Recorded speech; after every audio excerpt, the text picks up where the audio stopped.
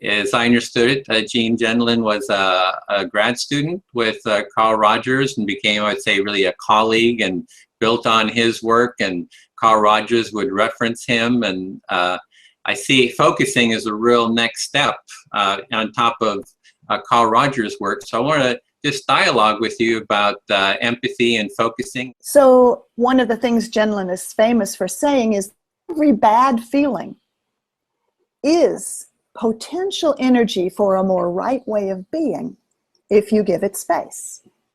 Even feelings that we're having that are unpleasant, uneasy, fearful, or even very depressed or down, contain a kind of knowing of what would be needed, what would be the right next step. Oh, I see.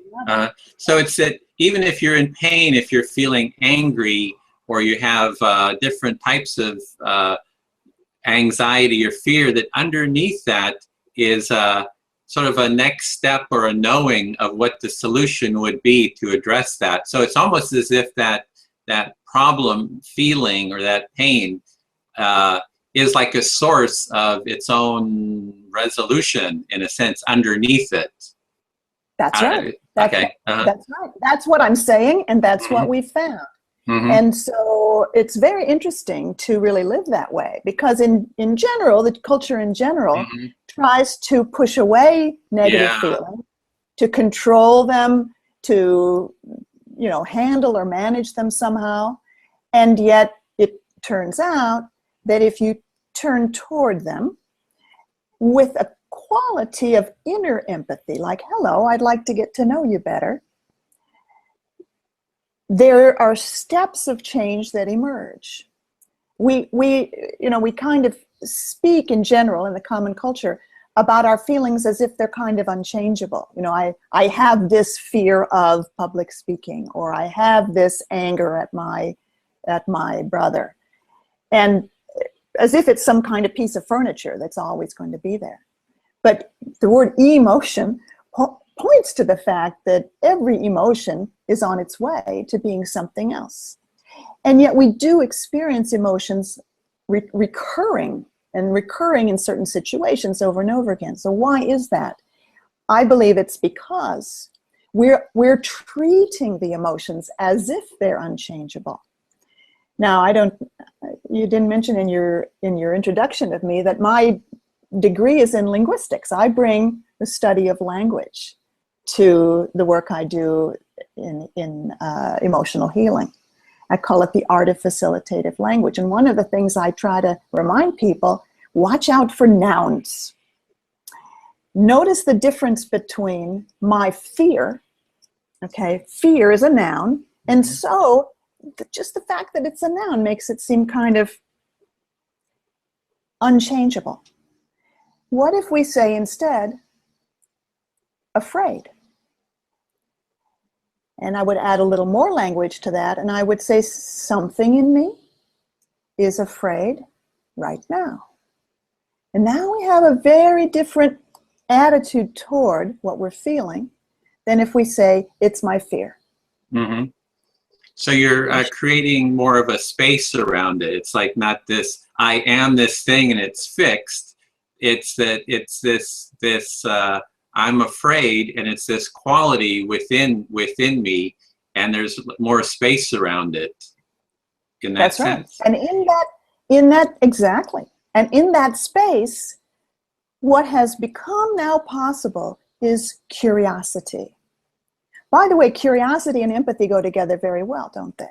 And I think curiosity is another very powerful force. If someone is attacking me verbally or is somehow holding a fixed position that I just can't understand, probably the first step I'm going to need in order to empathize with that person is to get curious, is to say to myself, there must be some good reason why that person thinks that's so important. I wonder what it is. Let me see if I can understand. So in my work, which is moving on a little bit from Gendlin, it's called inner relationship focusing. And so I especially emphasize that there's a relationship inwardly between the person as a whole self, I call self in presence, and something inside that feels bad, you might say. So we had, I'm angry, and then we have something in me is angry. And because of saying something in me is angry, there's a space, there's curiosity, and I am turning toward this place that's angry. Now, the next step of focusing would be to describe the way it feels in my body. But, you know, actually that is also empathy, because sensing and describing how something simply is right now is an empathic move, instead of all the other things we could do instead, which is arguing with it, trying to get rid of it, being afraid of it, being afraid of what it means, and so on. So simply sensing and describing is actually an empathic move toward how it is feeling. So what I'm hearing there is that there's like, you didn't use the word, but it's almost like a self-empathy, a feeling into oneself. And there's things that block maybe that feeling into oneself. And you'd mentioned a bunch, you know, several of them, the blocking, or I can't remember which ones exactly you mentioned, but there's a, so that would be, would that work in terms of a self-empathy, in terms of a word? Does that kind of fit? Or yes, I saw on your website self-empathy was a term, and I would classify focusing as a self-empathy method. Mm-hmm. And I would say that in my work of inner relationship focusing, we've put that self-empathy even more to the forefront. And so if you want to, if I'll just show you the steps of focusing. The first is to pause and allow a body feeling to form, and then to turn toward it and describe it. And saying that that description is already an empathizing move. But then there's a deeper move, which is to sense how it's feeling from its point of view. And that's a very odd moment. I mean, I really surprise a lot of people when I teach that. I remember once a woman who said, my throat is tight. And I said, well, so how does it feel? And she said, well, it feels uncomfortable. And you can tell that when she says it feels uncomfortable, she's not empathizing with it. Mm-hmm. So Cool. I said to her, oh, okay, it feels uncomfortable to you. And would you be willing to sense how it itself is feeling? And she was willing, and she paused, and she opened her eyes. She paused a moment and closed her eyes, and then opened her eyes with surprise and said, oh, it is scared. And so it is teachable, this move of empathy with the feelings we're having from their own point of view. And by the way, Gendlin calls these feelings felt sense. The felt sense is the forming of the body's felt experiencing at this moment. And he has an interesting story, a nice little story about what can happen and how things can really change when you give yourself this kind of empathy. He tells the story of a client that he had who had, she says, I sabotage myself. She was a student in college. I sabotage myself. When it comes time to turn in a paper, I pull back. All right. Now, you can imagine many conversations that could evolve from there, that a therapist and a client would discuss, you know, better study strategies, or what were the childhood sources of this. But what he said instead was, maybe you can sense the pullback. The pullback, it's a funny way of talking, in order to make it something that can be sensed. And so then she was silent. And that's an odd thing to happen in therapy too, that people wouldn't just talk about their problems.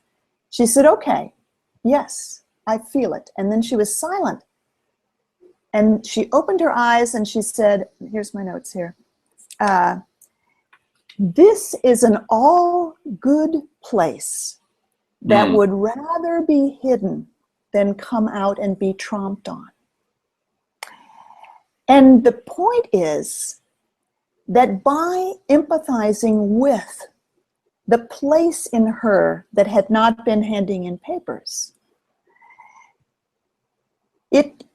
took a step. Everyone, including her, thought that was some kind of the bad guy, the saboteur inside. Mhm. And by pausing and empathizing with its point of view, she was able to sense something completely surprising, completely different. It changed her whole body constellation. It's not just a new information. It's something new in the whole way the issue is held. She'll To now be. live differently. Yeah, exactly. So this inner empathy